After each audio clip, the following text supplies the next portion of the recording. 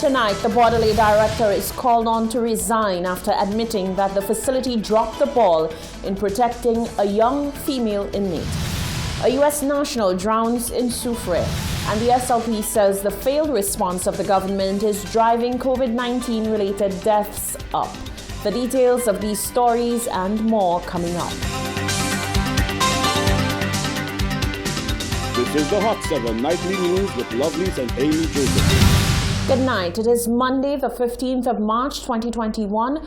Welcome to the Hot 7 TV Nightly News. We're on Flow Channel 117, the Caribbean Hot 7 TV Facebook page, on our Caribbean Hot FM mobile app, or you can listen on Kiss FM radio. I'm Lovely St. Amy Joseph.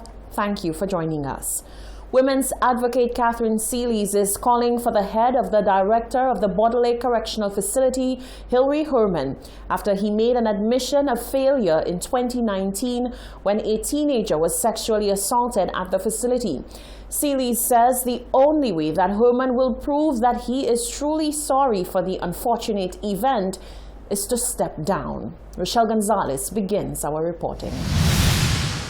On last Wednesday's hot seat, Director of the Bordelais Correctional Facility, Hilary Herman, made this statement in relation to the sexual assault of a 16-year-old female at the facility in October 2019. We made some errors, and she was secured in the mother-baby unit. We have a unit which is for expectant mothers with a crib, and as we call it, the mother-baby unit. Because of her age, she was put into that unit. Unfortunately, what happened was the inmates, the wall that separated that unit was a medical unit, and there were 4 inmates in the cell against that wall with ventilation blocks on the top, and those inmates broke the ventilation wall blocks and came through into the mother-baby unit. It was errors. It was just a series of errors. Those inmates should not have been in that medical unit, being so close to the female unit. But it was done, and we had to accept that we failed. We failed her. On Monday, the president of Raise Your Voice St. Lucia, Catherine Seelys, responded to Herman's admission and was not having any of it. The women's advocate said she was more disturbed by what Herman didn't say in the interview than what he did. We are dropping the ball on all of St. Lucia. We are dropping the ball on children. We are dropping the ball on women. We have so many unsolved murders. We have so many children violated, and then the court sets the bill so low, people just walk out of jail. Once a predator, always a predator. In St. Lucia, the social services are dropping the ball, the justice system dropping the ball, the correctional facilities dropping the ball. Who else is not dropping the ball? I am not even sure that when say we drop the ball, what he means. He should take full responsibility. As a matter of fact, he should offer up himself to resign with his top management because they dropped the ball, obviously. Seelys said the sort of practice before and after the incident would not be tolerated anywhere else out of St. Lucia. Listening to this interview regarding the rape of the 16-year-old at the Bordelais Correctional Facility was quite disturbing, and it gives you a sense that this prison is not at all secure, and that the people who take the decision to send a juvenile into a maximum security prison in general population, they only in St. Lucia they can continue to keep their jobs, and only in St. Lucia the director of Bordelais can continue to say we dropped the ball and then stay there and enjoy his job, his salary, and all his perks, all his benefits. At the time of the incident, Herman was only 1 week into his 3rd stint as the BCF's director. Reporting for Hot 7 News, I am Rochelle Gonzalez. Thank you, Rochelle. On Friday, a 62-year-old U.S. national drowned at a beach in Soufrière. Fire Service spokesperson Stacy Joseph says fire service personnel were summoned to the scene at Magretut Beach. Officers at the Soufrière Fire Station responded to a call on Friday, 12th March at approximately 1:05 p.m. The information received stated that there was a possible drowning incident at Magritut Beach in Soufrière. Emergency personnel found a male individual appearing in his 60s lying on his back on the beach. CPR was being performed on the individual by persons on the beach. The patient was transferred to the ambulance where CPR continued, and he was provided rapid emergency transportation to the Soufrière hospital. He was later pronounced dead by a medical practitioner. That was Fire Service spokesperson Stacey Joseph. The COVID-19 death toll continues to rise in St. Lucia, and the Labour Party is blaming this on the failed response of the government. Communications officer of the opposition SLP, Mondi Lewis, made a statement on the matter on Monday.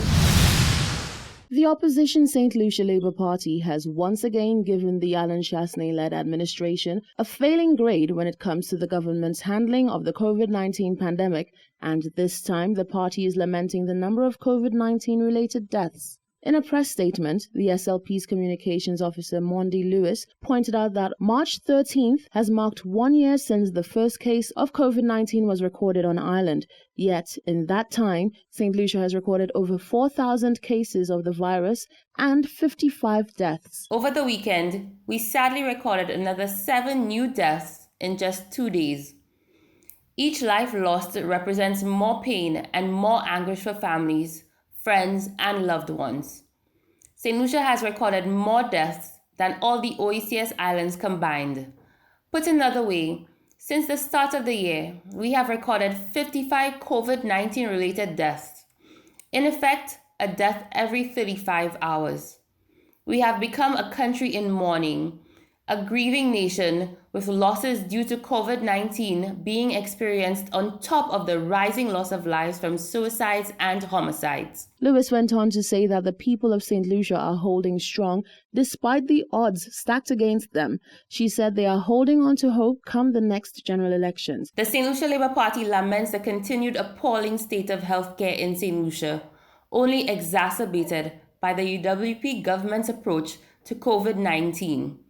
It is an approach characterized by seeking profit first and the welfare of the people after.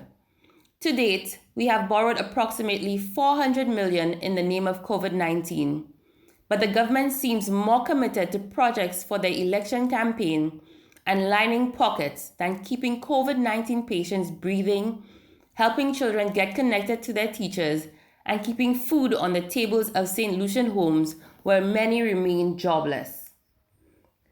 For this incurring UWP administration, health and well-being continue to be victims of electioneering and optical illusions. St. Lucia deserves better, a government who cares and puts them first. Prime Minister Alan Chasney is yet to reveal the date for the next general elections. Reporting for Hot 7 News, I am Rochelle Gonzalez. In other news, the citizenry is reacting to government's announcement of the revised COVID-19 protocols, which will run from the 17th of March to the 16th of April. Accountant and social commentator Richard Peterkin says while the adjustments may not seem like much, the slight relaxation is encouraging. Nisha Charles tells us more. For the next month or so, residents will be able to access services for a few more hours as government has amended the COVID-19 protocols.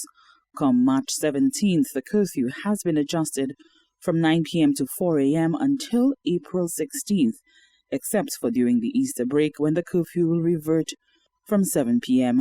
to 4 a.m.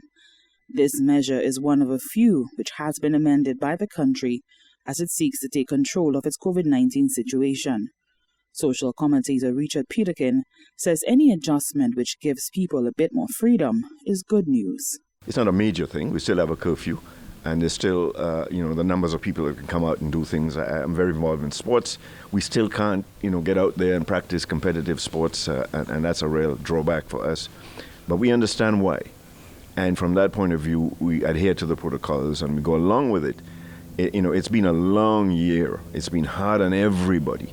And, now that we have the vaccines and that program seems to be quite efficient, we're now over 11% of the population. And if it continues like that and we get the new supplies from COVAX and from India, we can well hit the target we want. All business operations and commercial activity, including supermarkets and restaurants, must end by 8 p.m. daily, as guided by curfew enforced through the state of emergency.